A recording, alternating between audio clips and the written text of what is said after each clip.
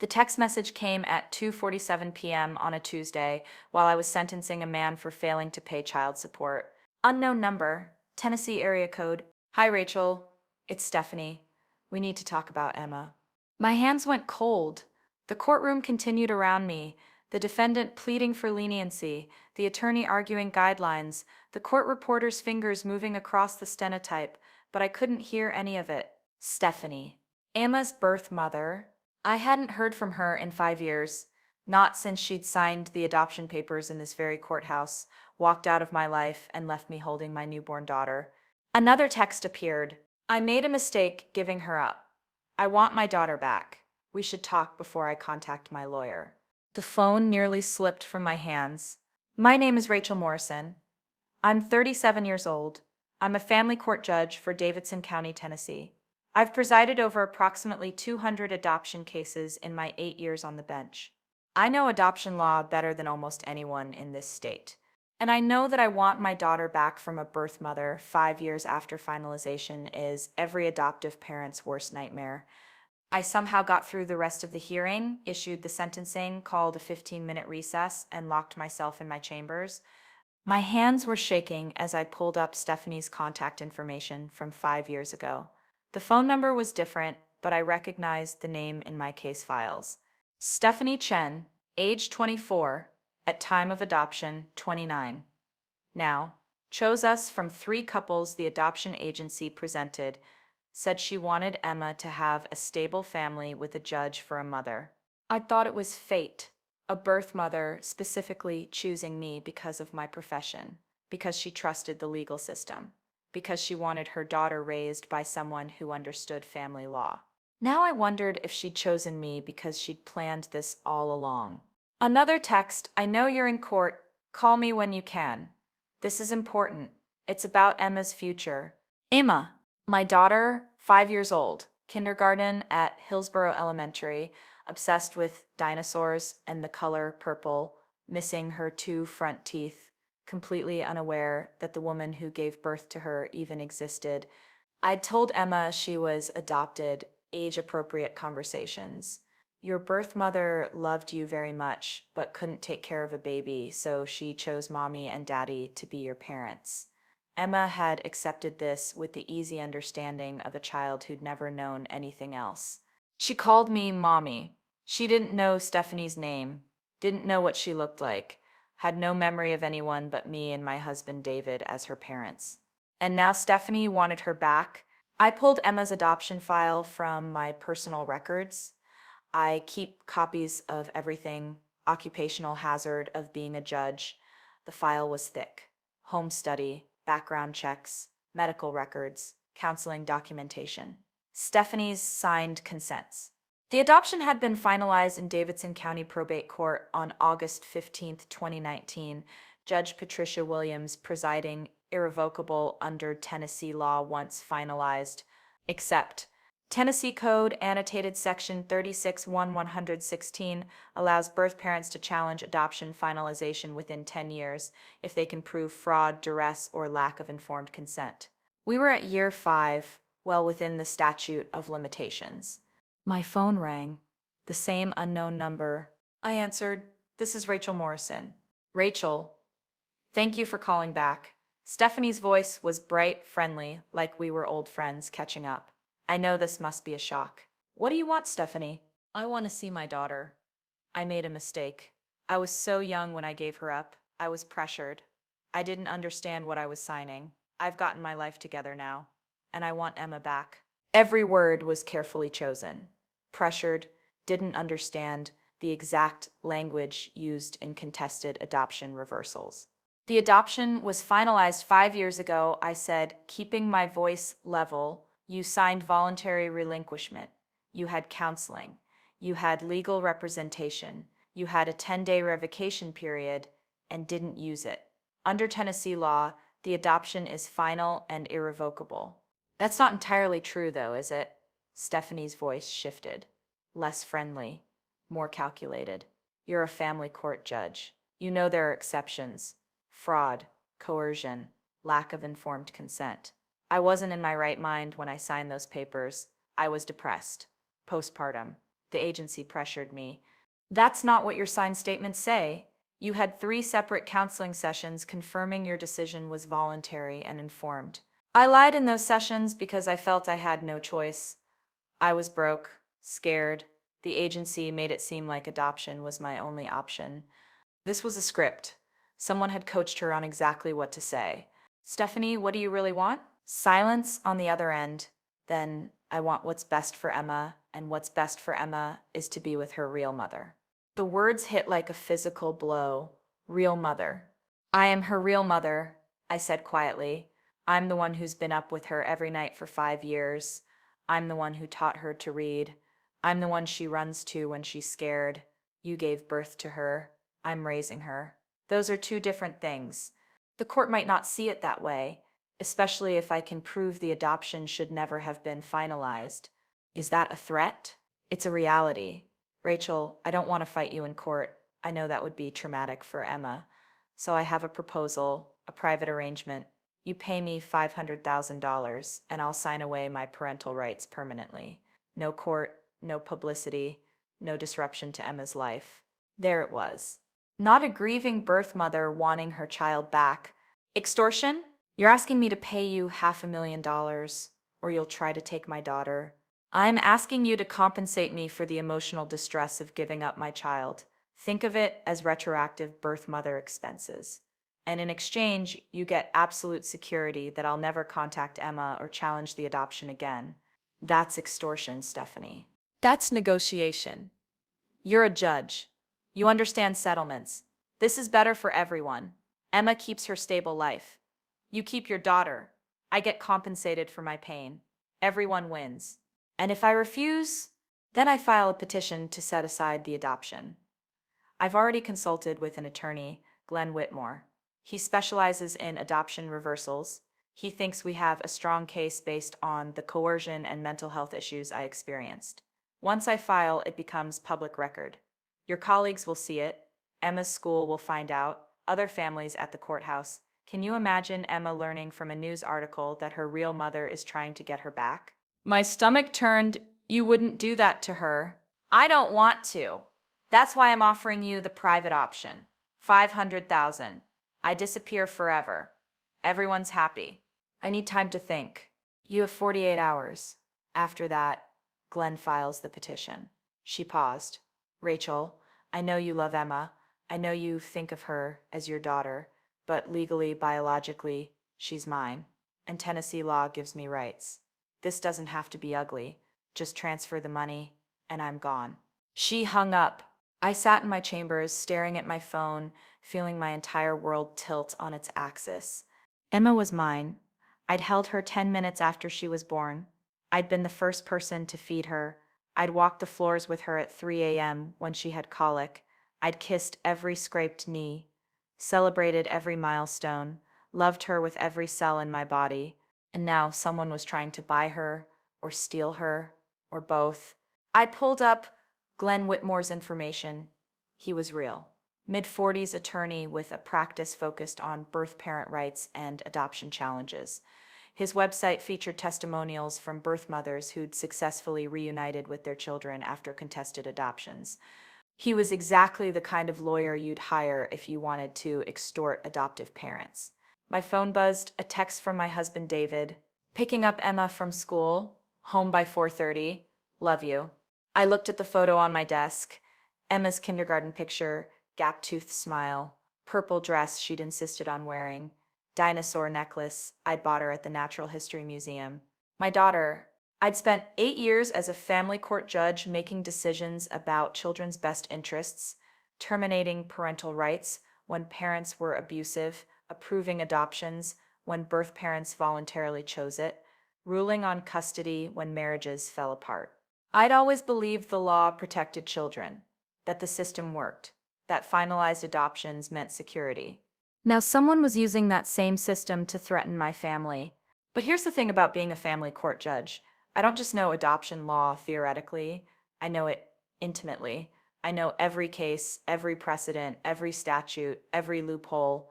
And I know something Stephanie and her attorney Glenn Whitmore apparently didn't know. I know exactly what's in Emma's original adoption file, the file that Stephanie signed off on, the file that contains her medical history, her background check, her counseling records, the file that contains information Stephanie definitely doesn't want examined in court.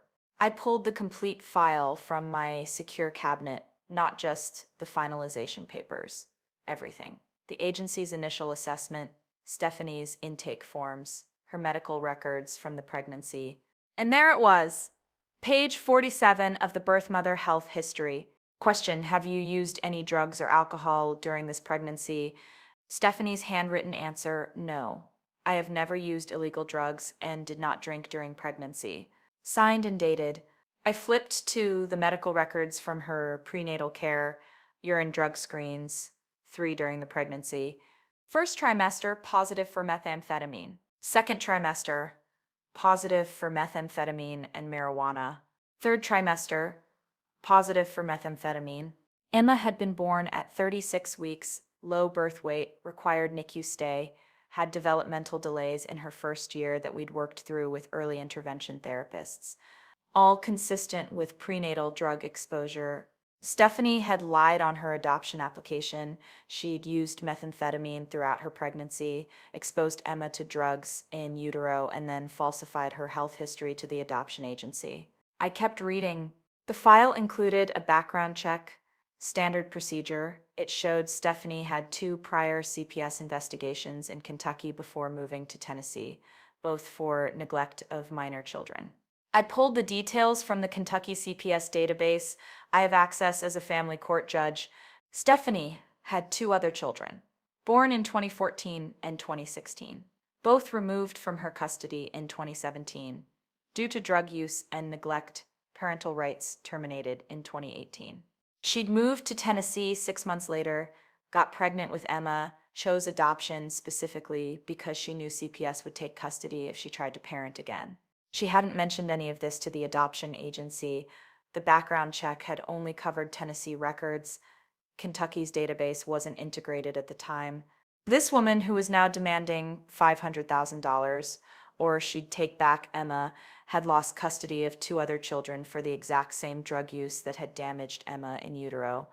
I pulled Emma's medical file from her pediatrician, diagnoses related to prenatal drug exposure, motor skill delays, speech delays, all resolved now through therapy, but documented.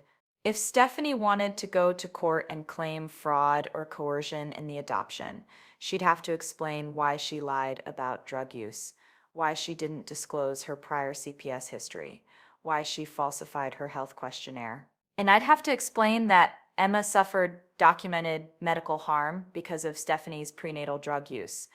A birth mother who lies about drug use, loses custody of 2 other children, and then falsifies adoption paperwork doesn't get to claim she was coerced 5 years later. She gets criminal charges. I texted Stephanie back, "I'm not paying you anything. If you file a petition to challenge the adoption, I will present evidence that you committed fraud in the adoption process. You lied about drug use during pregnancy, failed to disclose prior CPS involvement, and terminated parental rights for 2 other children, and falsified medical history. Emma has documented health issues from your prenatal drug use. File your petition. See what happens." Her response came 30 seconds later. "You're bluffing. That information is sealed. I'm a family court judge with access to sealed records from multiple states. I'm not bluffing. I have your Kentucky CPS files. I have your prenatal drug screens. I have Emma's medical records showing the harm your drug use caused her. You want to go to court? Let's go. I'll make sure every detail becomes public record." 3 minutes passed. Then my phone rang. Glenn Whitmore, the attorney. "Judge Morrison, this is Glenn Whitmore. I represent Stephanie Chen. I think there's been a misunderstanding." "No misunderstanding. Your client is attempting to extort me by threatening to challenge my daughter's adoption. That's a crime. My client simply wants what's best for her biological daughter. Your client used methamphetamine throughout her pregnancy, causing documented medical harm to the child she now claims to want back. She lost custody of 2 other children in Kentucky for drug use and neglect. She lied on her adoption application about all of this. If she files any petition, I will countersue for fraud and I will refer the case for criminal prosecution. Silence. Judge Morrison, perhaps we can discuss this reasonably. There's nothing to discuss. If Stephanie contacts me again, I'm filing a restraining order and reporting her for extortion. If you file any adoption challenge, I will personally ensure that the Tennessee Bar Association reviews your conduct in threatening a sitting judge with frivolous litigation. Are we clear?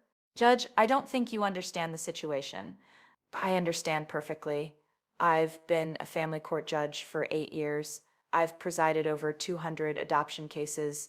I know every statute, every precedent, every legal argument you could possibly make, and I have documentary evidence that your client committed fraud.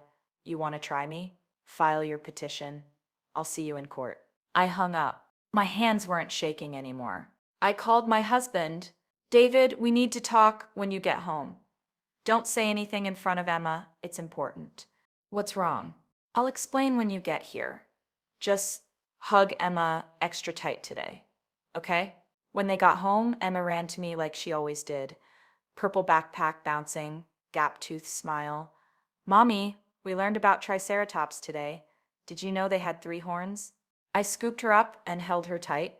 She smelled like playground and apple juice and home. I did know that. You're so smart. Can we make dinosaur chicken nuggets for dinner? Absolutely. After Emma was in bed, I told David everything. The texts, the phone calls, the extortion demand, the lies Stephanie had told, the evidence I'd found. David went pale. She threatened to take Emma. She threatened to try. She won't succeed. I have everything I need to stop her. Rachel, this is insane. Should we just pay her $500,000? It's a lot, but we have it. If it means Emma is safe, if we pay her, she'll come back for more. Extortion doesn't stop with one payment. And David, she doesn't have a legal case. The adoption is final. She lied on her application. She has no grounds. But she could drag us through court. Emma would find out. It would be in the news. Your career. My career is fine. I'm a family court judge who followed the law. Stephanie is a birth mother who committed fraud and is now trying to extort the adoptive parents. If this goes public, she's the one who looks bad, not me. You're sure? I thought about Emma sleeping upstairs, about the dinosaur nightlight casting shadows on her wall, about the adoption decree hanging in our hallway, about 5 years of bedtime stories and birthday parties and first days of school. I'm sure Stephanie made a mistake. She thought she could scare a desperate mother into paying. She didn't realize the mother she was threatening is an expert in the exact law she's trying to manipulate. David pulled me close. What do? We document everything. We prepare for the possibility that she files anyway. And we make sure that if she does, she faces every possible consequence for what she's attempted. The next morning, I filed a police report for attempted extortion, provided the text messages, documented the threats. Detective Maria Santos took my statement. Judge Morrison, this is serious extortion, blackmail, potentially fraud in the original adoption, if what you're saying about her lies is accurate. It's all accurate. I have the documentation. What do you want us to do?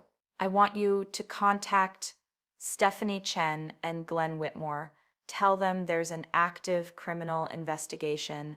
Tell them any further contact with me or my family will be considered witness intimidation. And tell them if they file any civil action, the criminal investigation will expand. Santos nodded. I'll make the calls today. I also filed a motion in family court, not with myself presiding, obviously, but with Judge Patricia Williams, who'd finalized Emma's adoption, requesting a restraining order against Stephanie based on the extortion attempt. The hearing was scheduled for the following week. Stephanie's attorney, Glenn Whitmore, tried to fight it, filed a response claiming Stephanie's contact was protected speech and she had a legal right to pursue adoption reversal. Judge Williams wasn't impressed. Mr. Whitmore, your client demanded $500,000 in exchange for not filing a legal action. That's extortion. The restraining order is granted. Ms. Chen is prohibited from contacting Judge Morrison or her family. She is prohibited from going near Emma's school or home. Any violation will result in immediate arrest. Glenn stood up. Your Honor, my client simply wanted to discuss. Your client wanted $500,000. That's not a discussion, that's a crime. If Miss Chen believes she has grounds to challenge the adoption, she can file a proper petition through the court. But based on Judge Morrison's affidavit showing Miss Chen lied about drug use and prior CPS involvement, I suspect any such petition would be immediately dismissed and potentially result in sanctions against you for filing frivolous litigation. The gavel came down. I walked out of that courtroom feeling something shift. The fear was gone. The panic had evaporated. Because I'd remembered something crucial. I might be Emma's mother, but I'm also a family court judge. And in my courtroom, the law protects children, not birth parents who committed fraud, not attorneys who facilitate extortion, not people who try to weaponize the legal system for money. That night, I got one final text from an unknown number. You win. I'm leaving Tennessee. You'll never hear from me again. I didn't respond, just forwarded it to Detective Santos and blocked the number. But I knew this wasn't over because people like Stephanie don't stop at one rejection. They escalate. 2 weeks of silence. I started to believe maybe Stephanie really had left Tennessee. Maybe the restraining order and criminal investigation had scared her off. Maybe this nightmare was over. I was wrong. The email came to my judicial chambers on a Wednesday morning, not from Stephanie directly, from a reporter at the Tennessean.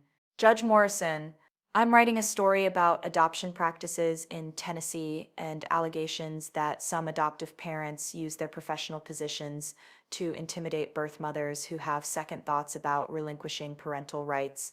A source has provided documentation suggesting you used your position as a family court judge to threaten criminal prosecution against a birth mother who simply wanted to see her biological daughter. Would you like to comment before publication? Regards, Dylan Foster. Investigative reporter, The Tennessean. My blood ran cold. Stephanie had gone to the press. I immediately called my attorney, not a family law attorney this time, but Margaret Pierce, a media and defamation specialist I'd worked with on judicial ethics cases. Margaret, I need help. A birth mother tried to extort me over my daughter's adoption. I refused to pay. Now she's gone to the press, claiming I abused my position as a judge. Send me everything. Every text, every email, every court filing. I'll handle the reporter. I forwarded the complete file. Within an hour, Margaret had called Dylan Foster. I wasn't on the call, but Margaret sent me her notes afterward. Explained the actual timeline. Birth mother demanded $500,000, threatened to challenge adoption if not paid. You filed police report for extortion. Court granted restraining order. Birth mother now retaliating through press. Provided documentation showing her lies on adoption application, drug use during pregnancy, prior CPS involvement. Dylan is skeptical of Stephanie's claims now, requesting interview with you. I agreed to meet Dylan Foster the next day, off the record initially. He was younger than I expected, maybe 30, earnest. The kind of journalist who believed he was exposing injustice. Judge Morrison, I appreciate you meeting with me. I want to be fair, but I have documents from Stephanie Chen showing you threatened her with criminal charges when she tried to reconnect with her daughter. Did she mention that her reconnection attempt consisted of demanding $500,000, or she'd try to take my daughter back? Dylan's expression shifted. She said you mischaracterized a settlement discussion. I have text messages. Would you like to see them? I showed him everything. The text demanding money, the phone call recording, Tennessee is a one-party consent state. I'd recorded Stephanie's threats, the adoption file showing her lies, the Kentucky CPS records showing her 2 other children had been removed from her custody. Dylan read through everything in silence. Judge Morrison, why didn't Stephanie mention any of this to me? Because she's trying to use you to intimidate me into paying her when the legal system didn't work. When the police got involved, she pivoted to public pressure. She's hoping if you run a story questioning my ethics, I'll pay her to make it go away. She told me you pulled strings to seal her CPS records so she couldn't defend herself. I didn't seal anything. Those records were already sealed by Kentucky courts because they involve minor children.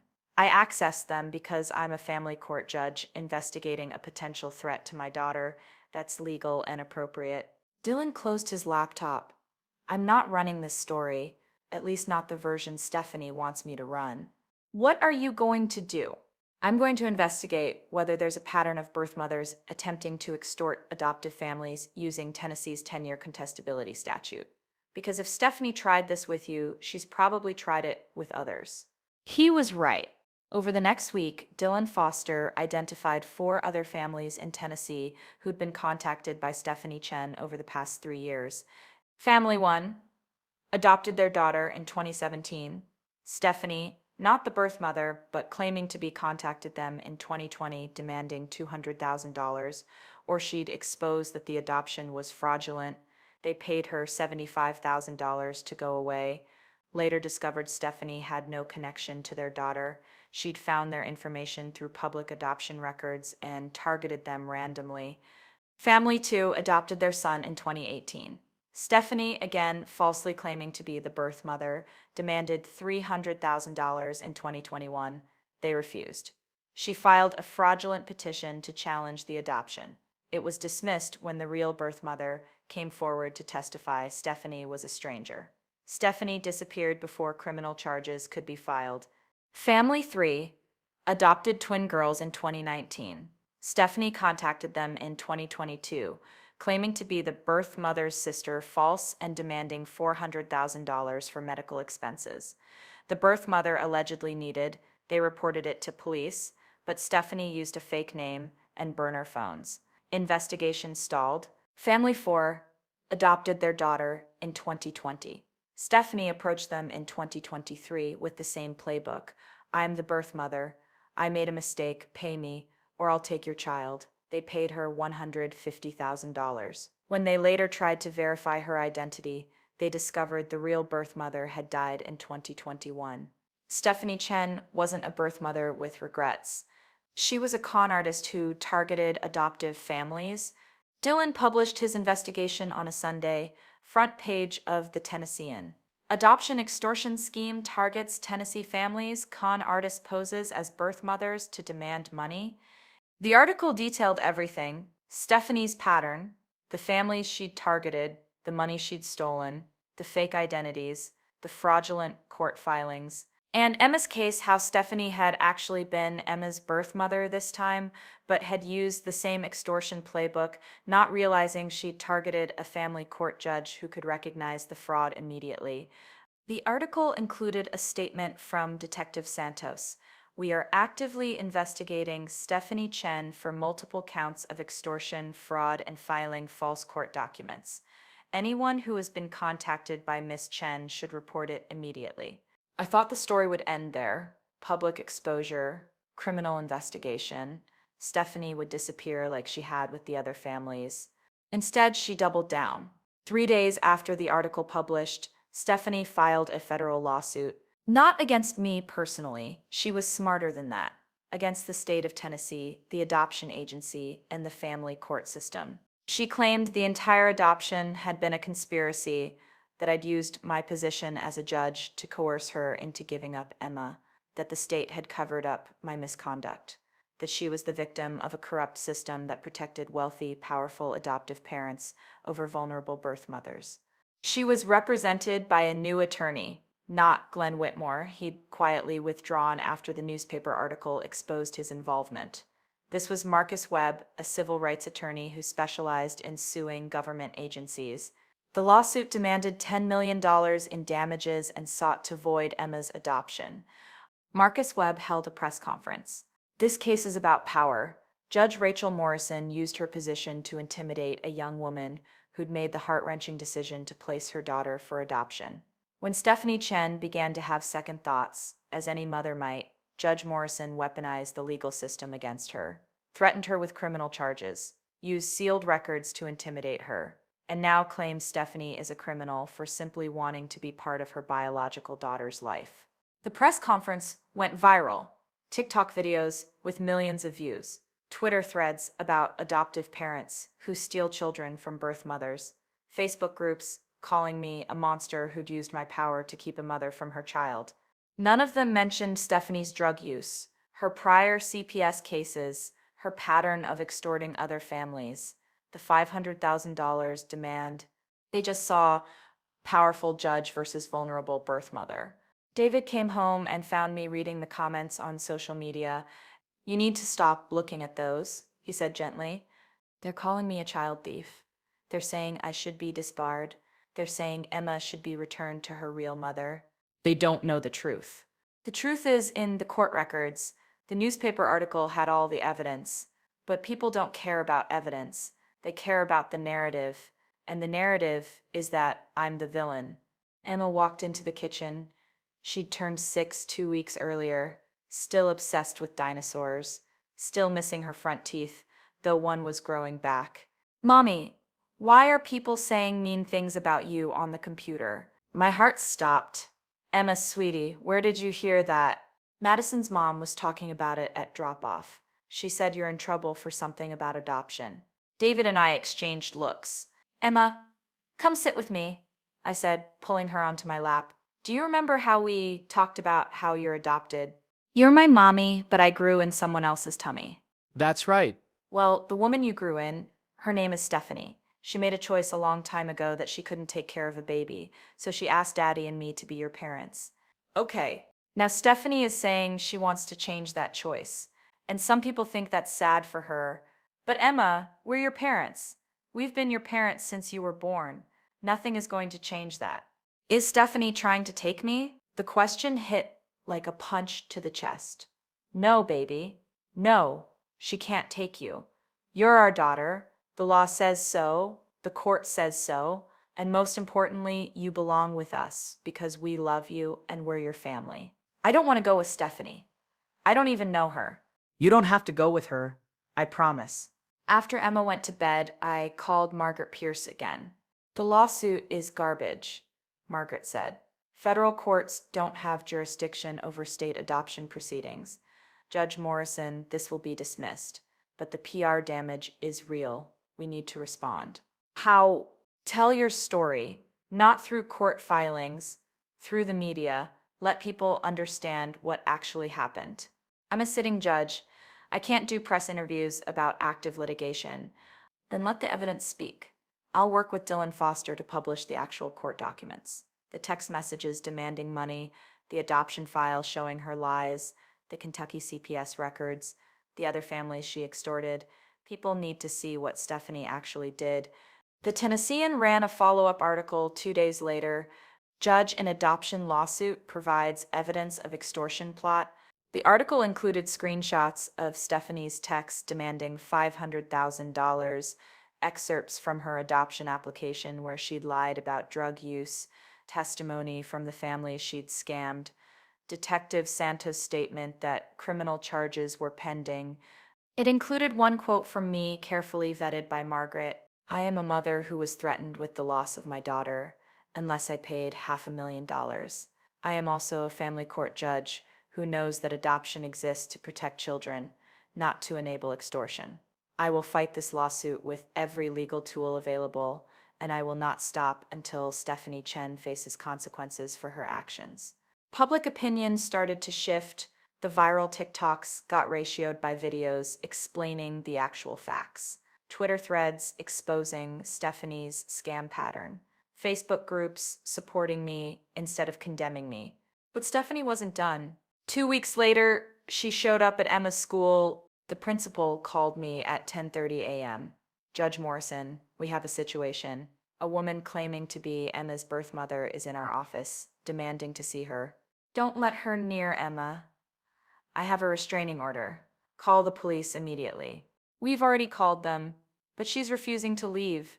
She's saying she has a constitutional right to see her daughter. I left the courthouse mid-session, broke every speed limit getting to Hillsborough Elementary. Stephanie was in the principal's office when I arrived, hair different, but I recognized her from the adoption files.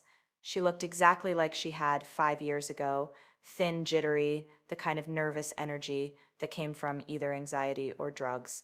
2 Metro Nashville police officers were trying to calm her down. I just want to see her, Stephanie was saying. I'm her mother. I have rights. Ma'am, you have a restraining order. You can't be here, one officer said. That restraining order is illegal. That judge, she saw me and her voice rose. She used her power to keep me from my daughter.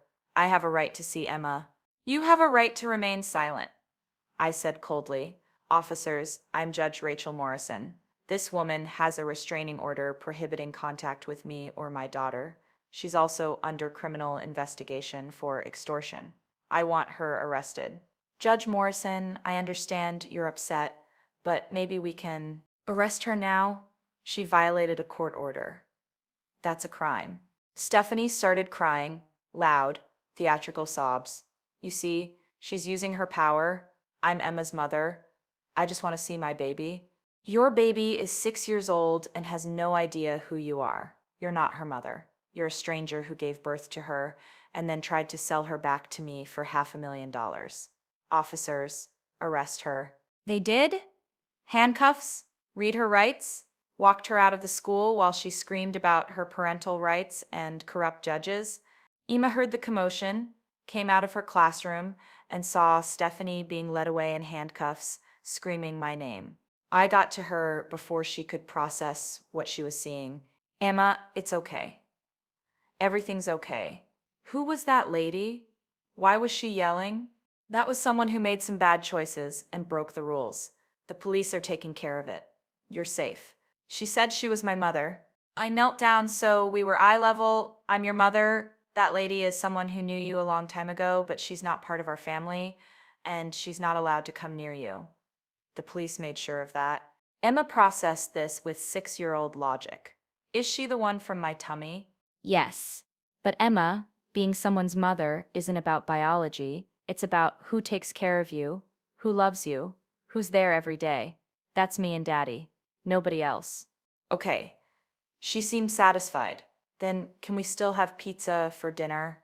Children are resilient, terrifyingly so. Stephanie was charged with violating the restraining order, trespassing on school property, and disorderly conduct. Her bail was set at $50,000. She posted it within 24 hours. Her attorney, Marcus Webb, held another press conference. My client was arrested for the crime of wanting to see her daughter. Judge Morrison used her position to have a mother thrown in jail for trying to spend time with her child. This is an abuse of power. This is exactly what our lawsuit alleges, a corrupt system that protects the powerful and punishes the vulnerable. Except this time, the press conference was interrupted. Detective Maria Santos showed up with a warrant. Stephanie Chen, you're under arrest for extortion, fraud, filing false court documents, and conspiracy to commit fraud. You have the right to remain silent. The news cameras captured everything. Stephanie being arrested a second time in 2 days. Marcus Webb sputtering about his client's rights. Detective Santos calmly explaining that the investigation had identified 8 families.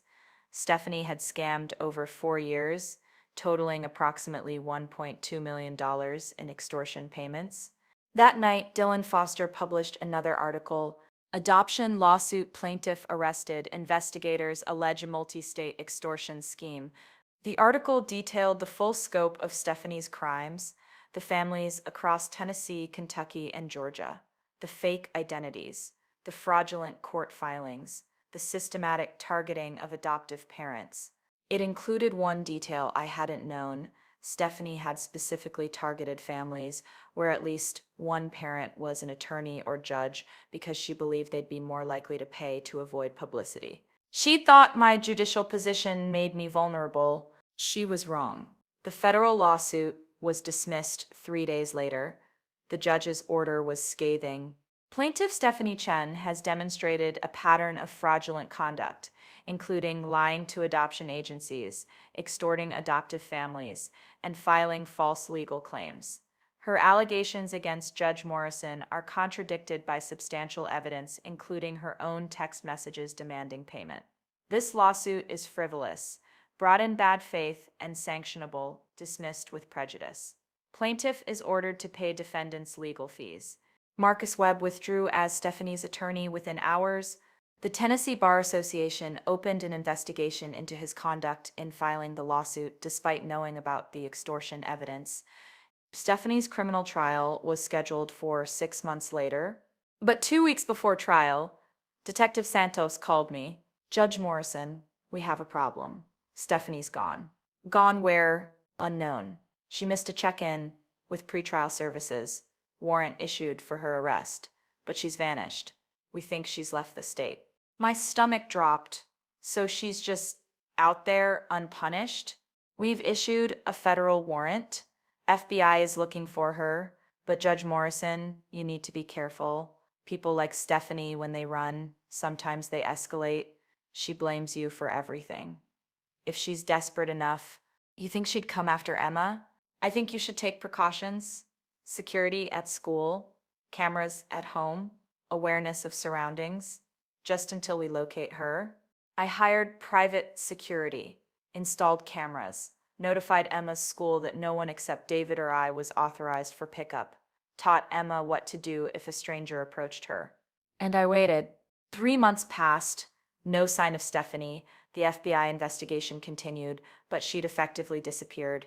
I started to relax, started to believe maybe she'd fled to another state, changed her name, moved on to new victims. Then I got a call from a number I didn't recognize. Georgia area code. I answered. Hello? Judge Morrison. This is Bethany Williams. You don't know me, but I read the articles about Stephanie Chen.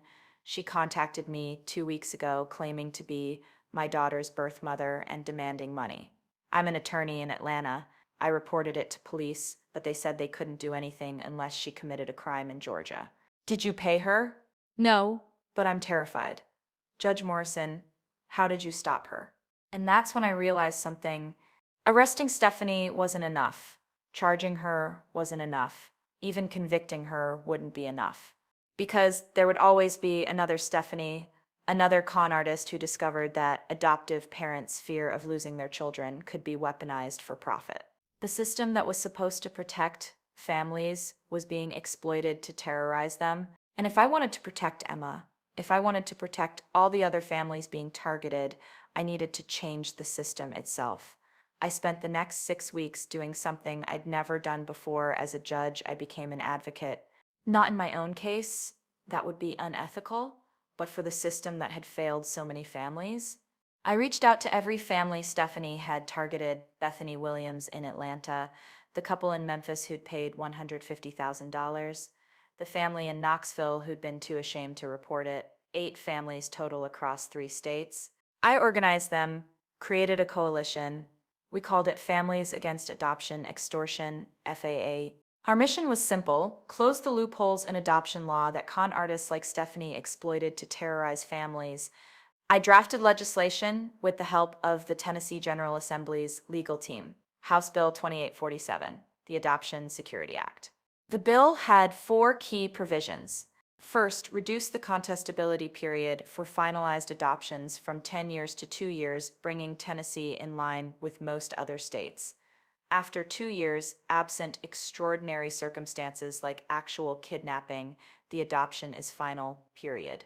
Second, require birth parents challenging adoptions to post a bond covering the adoptive family's legal fees if the challenge is found to be frivolous or brought in bad faith.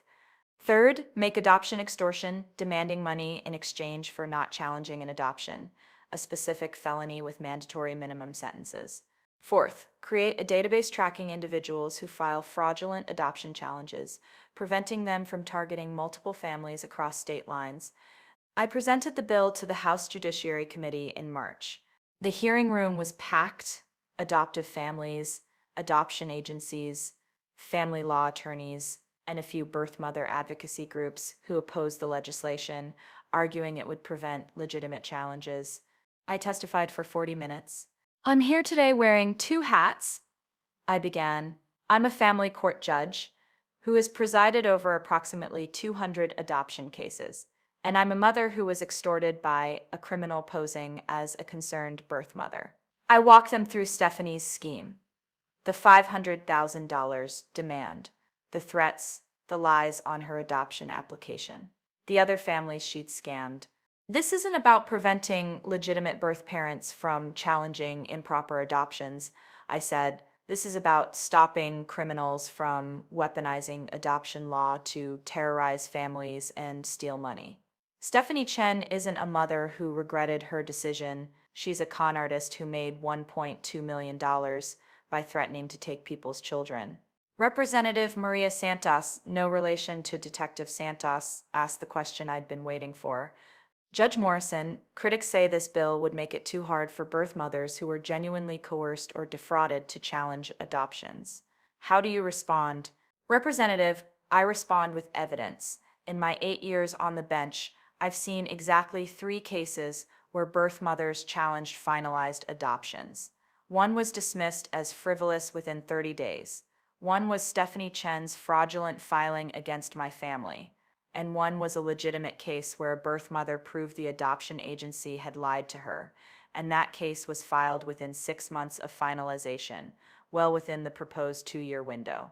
I pulled up a slide showing data I'd compiled from court records across Tennessee. In the past decade, Tennessee has had approximately 12,000 finalized adoptions. Of those, 37 were challenged after finalization. 31 of those challenges were filed within 2 years. Only 6 were filed between years 2 and 10. Of those 6, 5 were dismissed as frivolous. The 6th is still pending. So you're saying the current 10-year window primarily benefits con artists, not legitimate birth parents.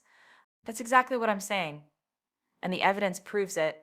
The bill passed committee unanimously. It passed the full House 87-12. It passed the Senate 28. The governor signed it into law on May 15th. The Adoption Security Act became effective immediately, but that didn't bring Stephanie back to face justice. The FBI manhunt continued. Stephanie had vanished completely. No credit card usage, no social media activity, no contact with known associates. Until July 12th, when Detective Santos called me at 6 a.m. Judge Morrison, we found her. I sat up in bed, instantly awake. Where? Phoenix, Arizona, using the name Michelle Rodriguez. She tried to pull the same scam on a family there, claimed to be the birth mother of their adopted son, demanded $300,000. But Arizona implemented a law similar to yours last year. The family reported it immediately. FBI tracked her through the burner phone she'd been using. She's in custody. When can you extradite her? Already done. She's being transported to Nashville today. Arraignment tomorrow.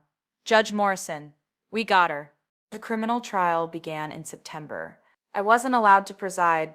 Obviously, I was a witness and a victim.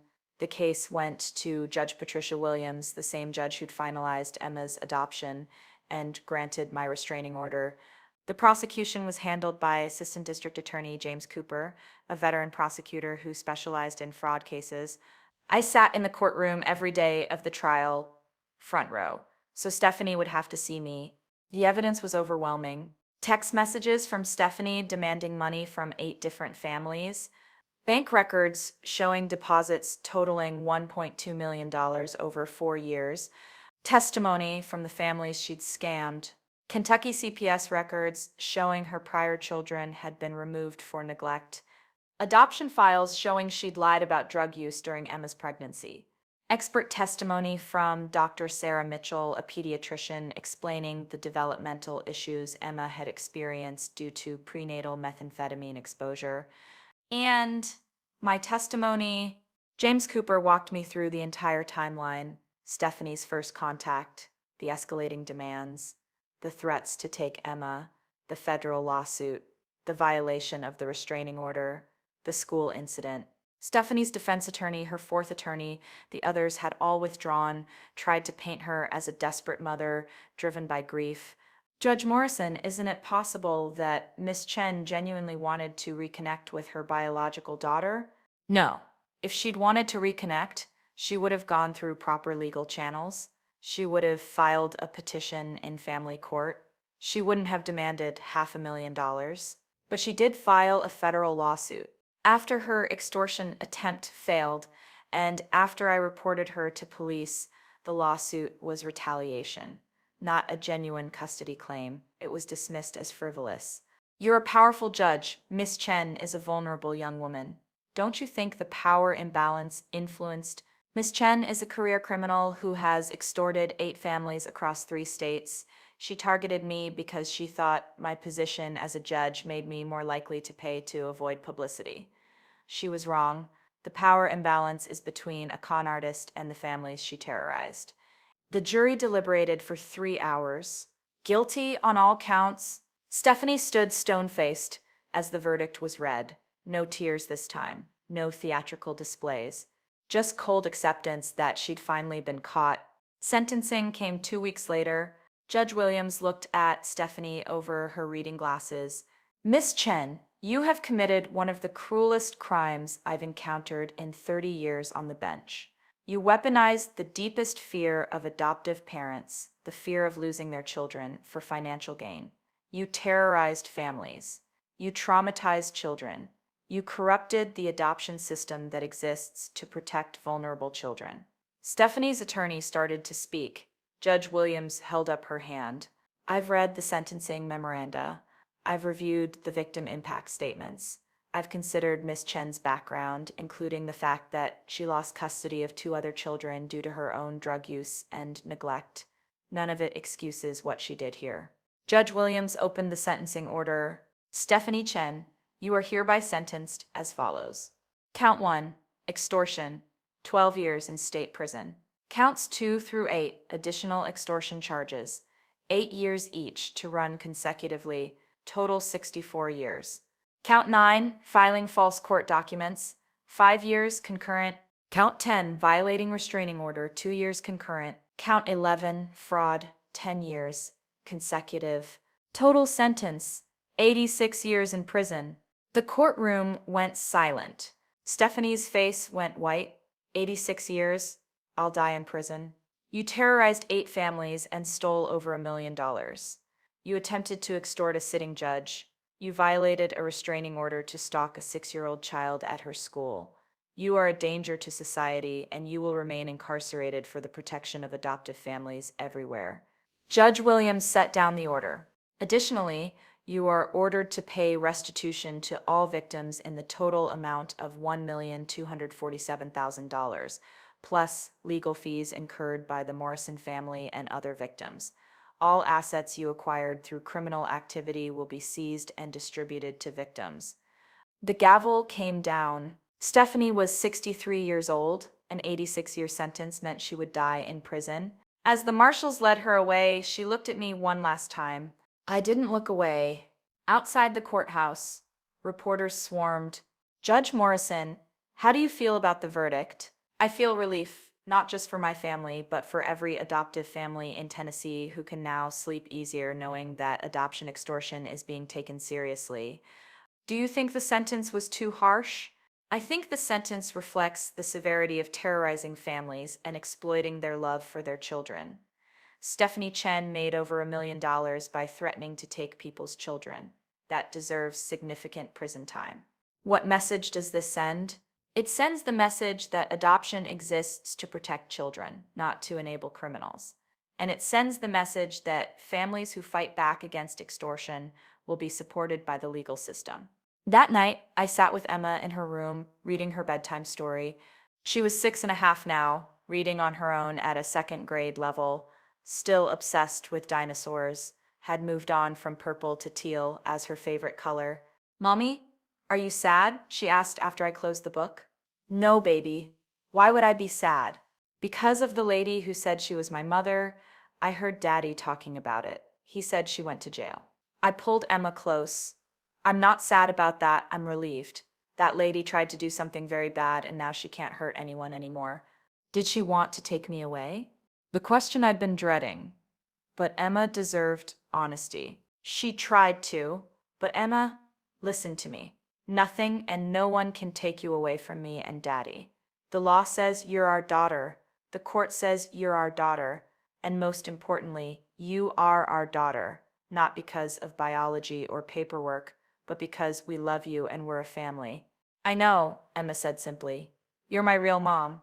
Real mom. The words Stephanie had tried to weaponize against me, coming from Emma's lips, they were the most beautiful thing I'd ever heard. If this story resonated with you, if you've ever felt underestimated, threatened by someone exploiting the system, or wondered whether fighting back is worth the risk, I hope you'll subscribe to The Quiet Reckoning.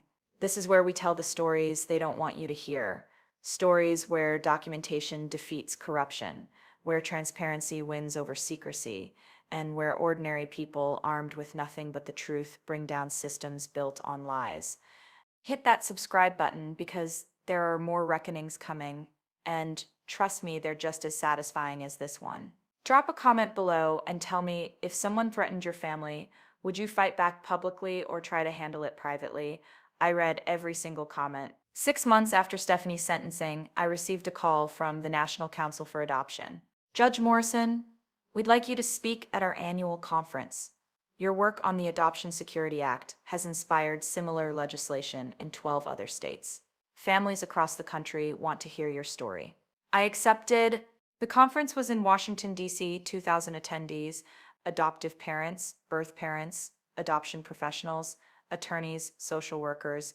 I stood on that stage and told Emma's story, not all of it. I protected Emma's privacy, but enough to show what adoption extortion looked like and how we'd fought it. When Stephanie Chen demanded $500,000 to not challenge Emma's adoption, she thought she'd found the perfect victim, a judge who would pay anything to avoid publicity, a mother who would sacrifice everything to protect her child. She was right that I would do anything to protect Emma, but she was wrong about what anything meant. It didn't mean paying extortion. It meant using every legal tool I had to expose her fraud. It meant documenting every threat, every lie, every crime. It meant standing up in court and saying, no, you don't get to terrorize my family. The quiet reckoning isn't about revenge, it's about accountability. It's about refusing to let criminals weaponize our love for our children against us. It's about changing systems so the next family doesn't face what we faced. The standing ovation lasted 4 minutes. Afterward, 17 families approached me. Each one had been targeted by adoption extortion schemes. Each one had paid because they were too scared to fight back. I wish I'd known I could report it, one mother told me, crying. I paid $75,000 to someone claiming to be my son's birth mother. It destroyed our savings, and I just found out she's done this to 6 other families. Did you keep records? Texts? Emails? Everything. Then report it. You can still get justice. The statute of limitations on extortion is 5 years, and there are attorneys who will help you pro bono. I gave her the contact information for the FAA Coalition, connected her with Detective Santos in Nashville, who'd become a specialist in adoption fraud.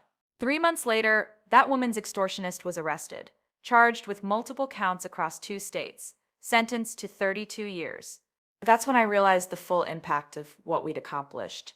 It wasn't just Stephanie going to prison, it was a movement.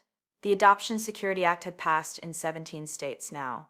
Adoption extortion was being prosecuted aggressively. Families were fighting back instead of paying. Con artists were learning that adoptive parents weren't easy targets anymore.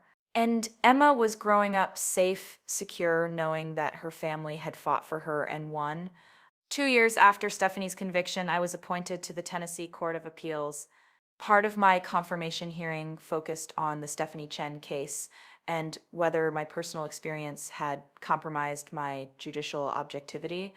Senator Matthews asked the question directly, Judge Morrison, do you think your role as a victim in this case influenced your advocacy for the Adoption Security Act? Absolutely, I said. My experience showed me the gaps in our legal system, showed me how vulnerable families were to extortion, showed me that the 10-year contestability period primarily benefited criminals, not legitimate birth parents who had been wronged. My personal experience gave me insight that informed better policy. Some critics say you used your position as a judge to retaliate against someone who simply wanted to see her daughter. Those critics are welcome to review the court records.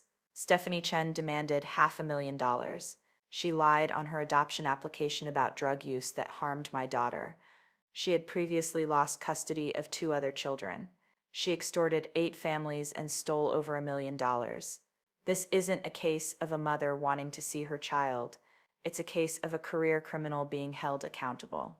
Do you regret anything about how you handled the situation?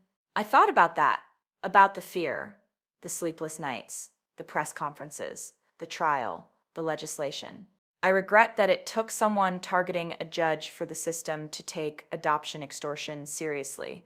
I regret that families before me suffered in silence because they thought they had no recourse. I regret that Stephanie Chen was able to operate for 4 years before she was stopped. But do I regret fighting back? Do I regret documenting everything, reporting her to police, pursuing criminal charges, advocating for legal reform? No, not for 1 second. The confirmation passed 28-3. I took my seat on the Court of Appeals, knowing that every family law case I reviewed, I'd be thinking about Emma, about the families Stephanie had terrorized, about the system that had almost failed us. Emma is 9 years old now. 4th grade, still loves dinosaurs, though she's also discovered astronomy, wants to be a paleontologist or an astronaut, whichever one lets me discover cooler stuff. She knows her adoption story, knows there was a woman named Stephanie who tried to take her away, knows her mom and dad fought to protect her. Were you scared? She asked me last week out of nowhere during dinner. When Stephanie tried to take you? Yes, I was terrified. But you stopped her. Yes, because you're tough.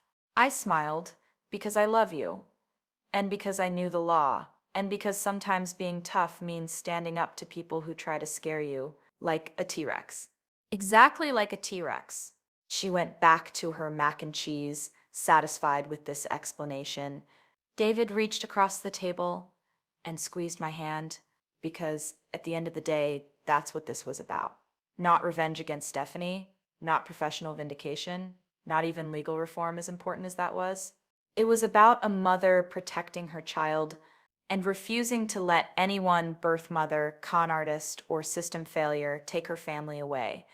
Stephanie Chen thought she'd found an easy target, a desperate mother who would pay anything to avoid losing her daughter.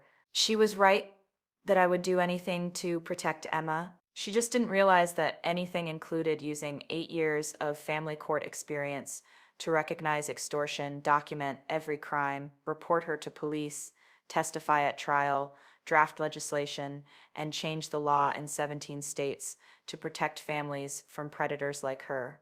The quiet reckoning isn't loud or violent or dramatic. It's a judge who knows the law better than the criminal trying to exploit it. It's a mother who documents everything and builds an airtight case. It's a coalition of families who refuse to be victims and demand systemic change. It's believing that love and law together are stronger than fear and fraud. Stephanie is serving 86 years in federal prison. She'll be 149 years old when her sentence ends. She won't live that long. Emma is thriving, happy, secure, loved. The Adoption Security Act has protected hundreds of families from extortion attempts. And somewhere in Tennessee, a family is sleeping easier tonight because the law protects them now instead of enabling criminals. That's the quiet reckoning, not revenge, accountability, not silence, justice, not fear, love. Emma is mine. The law says so. The court says so. And most importantly, Emma says so. And no one, no birth mother, no con artist, no broken system can ever change that.